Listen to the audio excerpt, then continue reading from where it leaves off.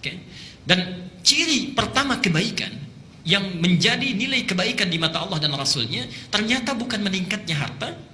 Perhatikan ya, bukan meningkatnya harta, bukan bertambahnya kedudukan, Pak.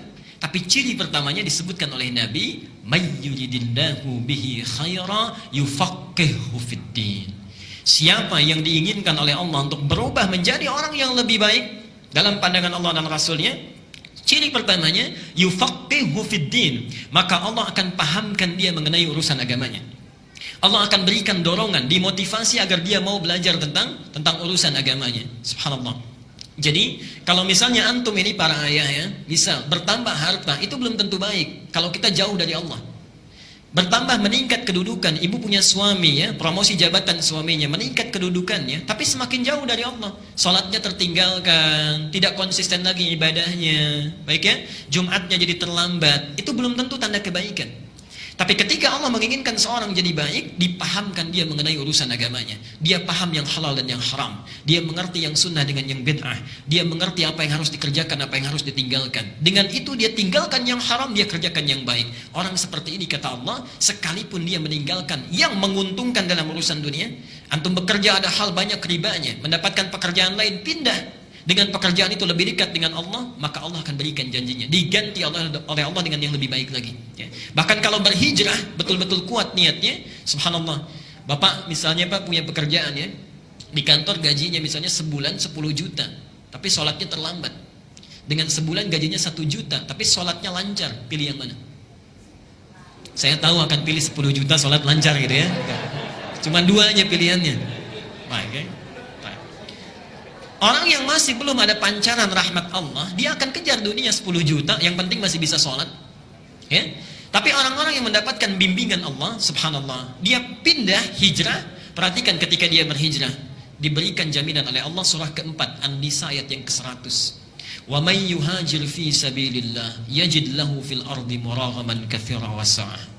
Siapa yang bertekad hijrah kepada fi sabilillah, jalan aktivitas kehidupan yang ada naungan Allah di situ, lebih dekat dengan Allah, maka Allah berjanji yajid lahu fil ardi muraghaman katsira wa sa'ah. Harta yang dia anggap rugi, Allah akan ganti dengan yang lebih banyak. Dan kehidupannya akan lapang tanpa masalah. Kurang dari penyakit, di rumah berkah enggak pernah ada persoalan. Antum gaji 10 juta, tiap ke rumah cekcok terus dengan istri misalnya, kan nyaman juga. Ya. Gaji 10 juta tapi anak selalu sakit. Ya, kemudian cuci darah dan sebagainya, enggak nyaman juga ya. Tapi Allah bebaskan dari segala hal yang bisa mengurangi dalam kenikmatan hidup kita. Nah, yang terakhir, ini sebagai motivasi juga, tidak cukup sampai di situ, itu baru dunia. Baru dunia. Jadi bayangkan, menuntut ilmu itu, ketika kita jalani dengan baik, kata Rasulullah, ini pertanda kebaikan. Yang kedua itu baru dunia. Lihat akhiratnya, lihat akhiratnya. Langsung disebutkan di 4 kitab hadis utama. Al-Bukhari kita temukan, baiknya di Adabul Mufrad, nomor hadis 746. Muslim kita temukan, Sahih Muslim nomor hadis 1389. Di At-Tirmidzi, Al-Jami' As-Sahih ya, Al-Jami' As-Sahih atau Sunan At-Tirmidzi nomor hadis 2682. Dan yang terakhir di Ibnu Majah, ini yang paling lengkap, nomor hadis 219. Perhatikan kalimatnya. Man salaka tariqan yaltamisu fihi ilman sahhalallahu lahu tariqan ilal jannah. Subhanallah. Siapa yang menyiapkan dirinya berangkat dari tempat dia tinggal menuju satu tempat untuk belajar dari sebagian tuntunan agamanya, sekalipun hanya sedikit saja, maka Allah akan ringankan, mudahkan langkahnya menuju surga. Sahhalallahu lahu tariqan ilal jannah. Ibu dan bapak sekalian, saya tidak henti-hentinya mengingatkan, hadis ini diambil oleh seseorang yang menempuh jalan dari Madinah ke Syam. Syam di Syria, yang jaraknya kalau pakai bis itu sehari semalam. Ini beliau berjalan, tadinya pakai kendaraan, dalam riwayat disebutkan unta, tengah jalan berjalan kaki. Bayangkan, jalan kaki itu dari Madinah sampai dengan Syria hanya untuk mendapatkan satu hadis ini saja. Sampai di tempat yang dituju, ditanya oleh sahibul hadisnya, yang punya hadis, "Indaka haja ukhra?" Anda tidak punya keperluan lain?